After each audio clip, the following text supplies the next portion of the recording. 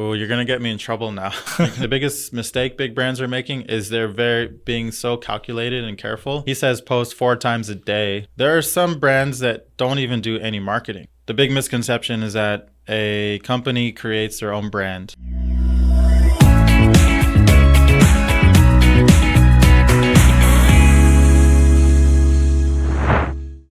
Welcome back, everyone. It's Modular Mindset. This is Michael. I'm Chris. Today, we're going to be talking about branding for Taiwanese companies. And Michael is an expert at that. Well, I know about 5%, which is maybe a little bit more than a lot of other people know. But I still think there's a lot to learn about branding. It's an infinite topic. Yeah.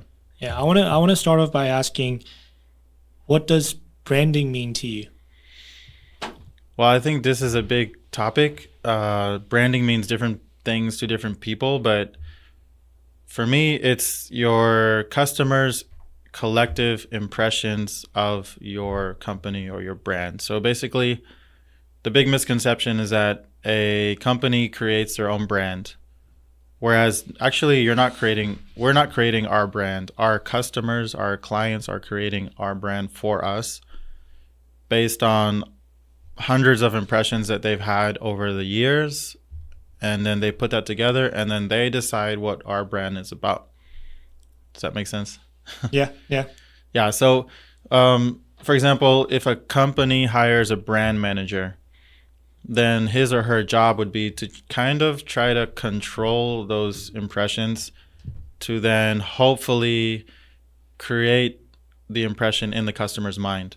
But I think this is very hard to do, and it's more just like, I think the brand comes out based on the personalities of the people who run the company, and that's what creates a brand. So right now we have a small team at Modular, and our brand is being built based on the personalities of the different people we work with and how they interact online, how they interact in person, and then that kind of formulates our brand, so to speak. Mm-hmm. And so how important is brand recognition for Taiwanese tech companies that are looking to expand to the global market? Well, the number one benefit of strong brand recognition is you can bypass this entire marketing phase if you have a strong brand. There are some brands that don't even do any marketing. There's a shoe company called Common Projects. Have you heard of them? Yeah. Yeah. They're kind of like, if you don't know what Common Projects are, they're kind of like Converses, but more premium looking, and they're pretty expensive. Yeah, it's like $500. Yeah, $500 for a, kind of like Vans Converse kind of shoe. It looks like a white Converse. But if you've ever seen one, they're quite heavy, and the craftsmanship is amazing. It's like made in Italy with leather and everything. But they do zero marketing, and most of the time they're sold out everywhere you go. It's very hard to buy them. And so they have such a strong brand based on this mysterious kind of company presence that they don't even do marketing. And so the benefit of branding is that if your brand is strong enough, you can kind of reduce the amount of marketing and advertising, and you just kind of throw your product out there. But that being said, the benefits of a strong brand are more sales and higher prices. So a strong brand means you can charge more because what you're actually paying for is a trust that they've built over the years. And people, they need that trust because there's so many scammy products out there. There's so many fake things. And so the strong brand lets you charge a premium, and what the customer is paying for is the belief that this product is going to serve me well based on all of the years of that brand building, of impressions being made. What do you think Taiwanese companies are lacking in terms of branding? Well, because we're here in Taiwan on this island surrounded by water, there are inherent challenges. Most Taiwanese companies need to set up an office abroad where then they would have their marketing activities and their branding activities from there, localized to each local market. So not every Taiwanese tech company is big enough to just launch their office in New York or whatever. And a lot of Taiwanese tech companies are here in Taiwan launching their global operations from Taiwan. And so what they have to do is build their entire brand from online digital marketing activities. And so what some Taiwanese brands are lacking is that kind of sense, that marketing sense, to be able to be in Taiwan and then building a brand for global audiences. And this is very challenging. So without localized teams, then they have to do it all from abroad. So I could imagine, for example, if I was living in Florida, where I'm from, and I want to set up a Chinese brand for, let's say, mainland China, because that's a huge market. But I'm here in America, and so I need to build my brand in China. I mean, that's a monumental challenge. I would have to hire an entire like Chinese speaking marketing team and figure out the trends and the platforms and the messaging. And so this is kind of the challenge that we're facing here in Taiwan. And this is kind of also the opportunity for guys like you and I to help out, to bring our global perspective and our knowledge of content and strategy. Obviously, there are a lot of successful companies that have done the global transition. Yeah, a lot of the big successful companies, for example, Acer, HTC, people don't even realize they're Taiwanese companies. People think that these... Oh, Acer's Taiwanese. You didn't know that? I didn't know that. See, so like Acer is one of the biggest Taiwanese tech brands. They have like 1,000+ people working here in Shiji, so it's outside of Taipei City. They've been successful because they started very early, about 40 years ago, and they were launching innovative PC products. And so a lot of the big brands in Taiwan, they started so early. They rode this wave of just like the adoption of the computer as an everyday tool. And then the pricing was right. So Acer's pricing is priced kind of like middle to below most market prices. So they did that.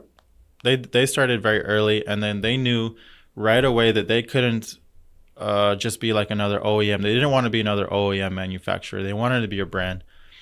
I know they worked with branding consultancies early on. Even the name Acer came from a branding agency that was like, this word Acer is going to help you guys out because it's easy to say, it's easy to write. And so today in 2023, to start a brand, there's so many new challenges that they didn't have early on. So it's a whole different ballgame right now. So they got ahead of the game. Yeah, they're ahead of the game. Same with HTC. Same with like all the big brands, Taiwanese brands that you know. They started very early, and they did everything right. So, there's a couple of newer brands, and then I'm actually very curious to learn more about how those guys got in the global market. How do you think Taiwanese tech companies can compete against the international brands out there right now? Well, the first thing they can do is create a really good product. And right now, Taiwan is creating some of the best tech products in the world. I mean, they have just... Can you give an example of some? Just the stuff that comes out from Acer, the stuff that comes out from these big Taiwanese tech companies, they compete on a global level.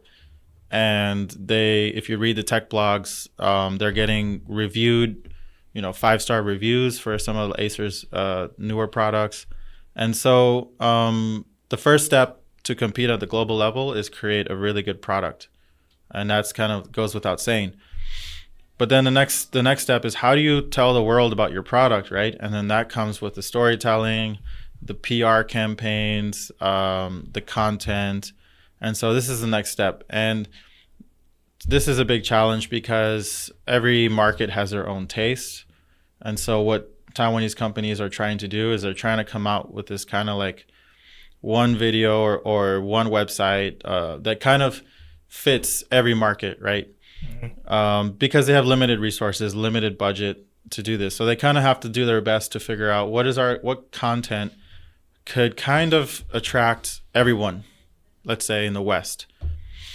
And so I think that what they're trying to do is just trying to centralize all the marketing from Taiwan, but then creating it in a way that is attractive and is attractive to global audiences. How do you think their culture and the difference in language barrier affects them to market globally? Culture differences are an issue because Taiwan and the whole East, the whole Asian world has different values. and those values are represented in the people, like through the people who do the marketing, right? Because that's how they grew up and that's what they think are important. Meanwhile, like our American values are very different. And so there's a challenge where they actually have to understand these markets at a very deep level, and they might have to go outside of their own values. So, for example, in America, one of the biggest values is to be independent, to be, for example, move out of your house when you're 18 and work, and the American dream, buy a house. Basically, American independence is one of our biggest values.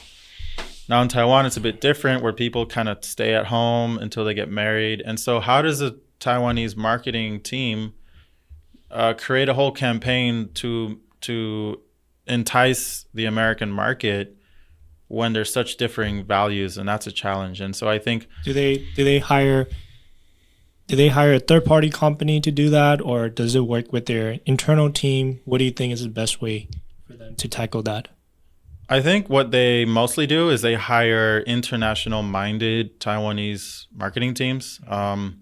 People, Taiwanese who have lived abroad, grew up abroad, and they come back, and then their mindset is very valuable. And so this is one way. Another way, if they have the budget, is they work with people like us, like a marketing agency, international marketing agency. And that gives certain benefits, like we're able to scale up the content, we're able to bring an outsider's perspective.